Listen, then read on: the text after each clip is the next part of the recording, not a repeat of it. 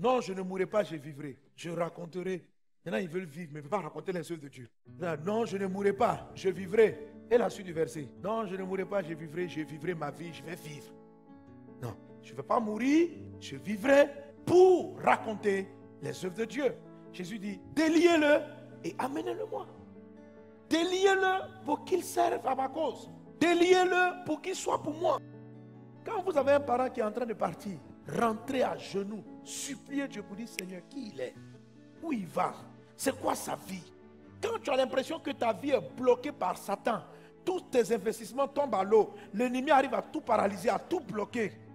Mets-toi à genoux et supplie pour dire, mais Seigneur, pourquoi les sociétés sont contre moi comme ça? Qu'est-ce qu'ils ont vu sur moi? Et quand tu vas faire cette prière, à un moment donné, il va te parler. Cherche Dieu pour savoir qui tu es, où tu vas, pourquoi ta vie est si pénible, pourquoi tous les sociétés ont nom contre toi. C'est parce que tu as un destin, parce que tu es quelqu'un d'important, parce qu'il y a des choses que tu dois faire, mais que tu ignores. Tu ne sais même pas l'importance de ta vie, mais il attaque toutes tes affaires, ton travail, ton mariage. Il met les liens de la mort dans ton âme. Il a tué ton foyer, mort. Pourquoi? Et ce n'est pas la première fois. Tu as eu un ami, tu l'as laissé, tu es parti une autre relation. Pourquoi? Pourquoi cette souffrance? Pourquoi on s'acharne sur toi? Tu es qui? Qu'est-ce que tu as? Et pourquoi tu es une victime ciblée du diable? Une fois que tu comprends ce que c'est, ça matérialise tes supplications. Du coup, tu as un rêve, tu as une vision, il y a quelque chose qui t'habite, tu as une raison d'exister, tu as une raison de te battre. Et plus tu vas passer du temps à supplier, plus tu vas laisser Dieu te remplir de ce que tu n'as pas encore vu. Tu ne vas pas simplement vivre parce que tu veux construire des immeubles. Tu vas commencer à voir pourquoi, par exemple, si Dieu veut te mettre dans l'opération immobilière, que tu dois construire des maisons, tu vas commencer à voir que ta vie là, tu es quelqu'un dont la vie va permettre à beaucoup de gens de ne pas dormir dans la rue.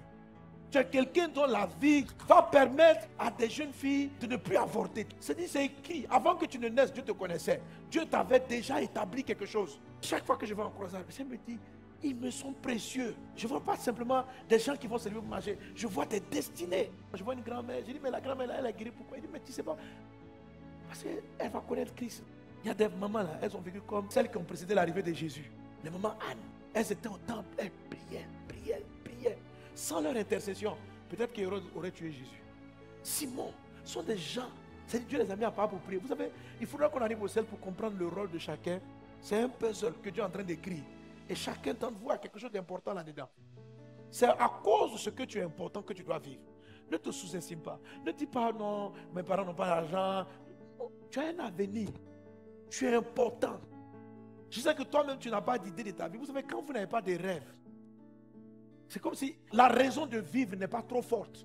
Alors, Proverbe 29, verset 18, dans la version Louis II, quand il n'y a pas de révélation, le peuple est sans frein, heureux s'il observe la loi. Le mot qui traduit la révélation est aussi traduit par vision. C'est pourquoi, par exemple, dans la version Darby va traduire cette phrase ainsi. Quand il n'y a point de vision, le peuple est sans frein, mais bien heureux s'il garde la loi.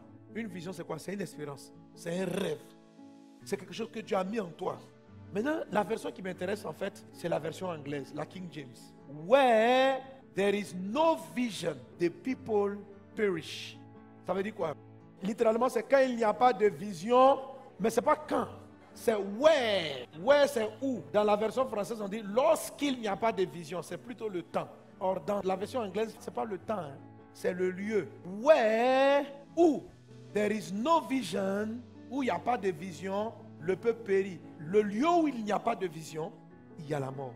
La vision, c'est-à-dire tu as un rêve. Quand tu ne sais pas pourquoi même tu vis quoi. C'est-à-dire bon, tu vis, tu t'occupes de tes enfants, alléluia. Bon, tu vis quoi? Tu es là. Quand la maladie arrive, l'handicap arrive, il ne trouve pas l'énergie en toi. Et le ouais, le où là, c'est ton être même. C'est-à-dire que ton corps n'a pas de vision. La mort s'installe. Or, la vision, c'est Dieu qui va te la donner. La Bible dit, reste dans sa présence jusqu'à ce qu'il te parle. Et les visions sont toutes pour la gloire de Christ. Sont toutes pour le service de Dieu. Comment briser le lien de la mort? Les prières de supplication, bouclier de la foi. Croire ce que Dieu dit. Rêver ce que Dieu dit. Si je n'ai pas mon rêve, supplier. Je dis, Père, pourquoi suis-je attaqué? Qu'est-ce que tu fais de moi?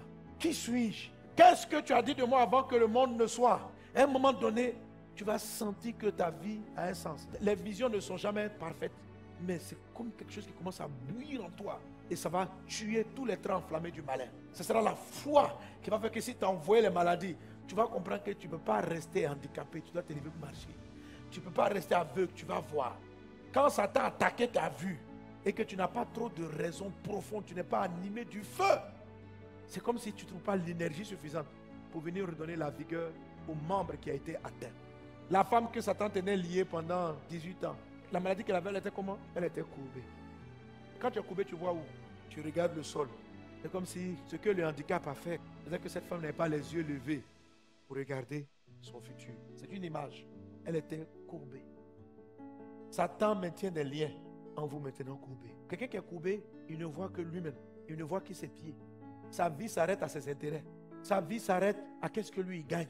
Toi qui ne penses qu'à toi, ton mariage, ta vie, ton argent, ton travail, ton bien-être, tu es courbé. Il est très difficile d'avoir une vision.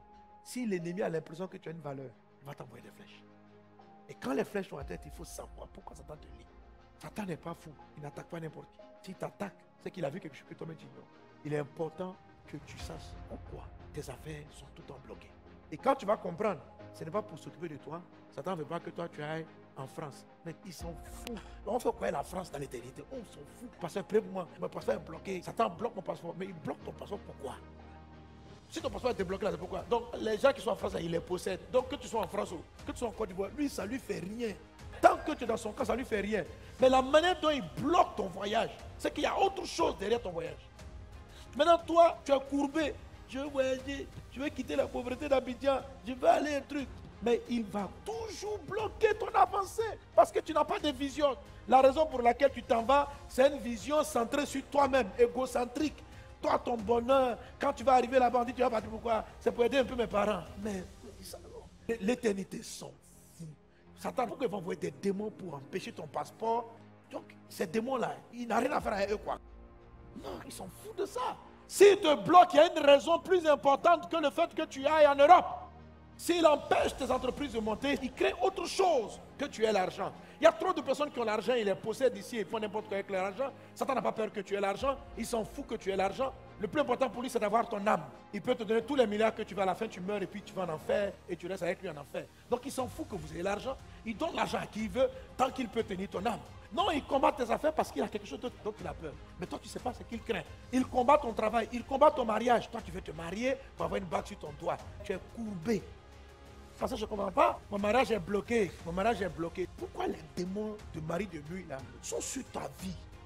Et dès qu'un homme s'approche de toi, il les chasse. Pourquoi il a peur de ton mariage? Ton mariage va faire quoi? Est-ce que les gens mariés, on n'a jamais vu sur la terre? Qu'est-ce que ton mariage va lui faire? Et puis, tout le village, tous les sorciers du village sont contre ton mariage. Il faut t'asseoir et moi te dire, pourquoi tout le monde me groupe? Il y a des liens qui t'empêchent d'entrer dans ton mariage. Il y a des liens qui t'empêchent de réussir. Et ce sont des combats. Et tu n'as pas la bonne prière depuis là. Je vais me marier. Quel jour moi aussi j'aurai une bague au doigt. Mais ça, on s'en fout que tu aies une bague. L'éternité s'en fout que tu aies une bague au doigt. On s'en fout. Les femmes mariées qui vont en enfer, ils sont pleins. Tant que tu es marié, que tu vas en enfer pour Satan, ça l'arrange. Si que tu sois célibataire, tu vas en enfer, c'est la même chose. Donc, si ton mariage est attaqué, il y a une raison qui va au-delà de ton bonheur personnel. Ça s'appelle une vision. Il y a une vision que tu n'as pas. Il y a une perspective que tu n'as pas.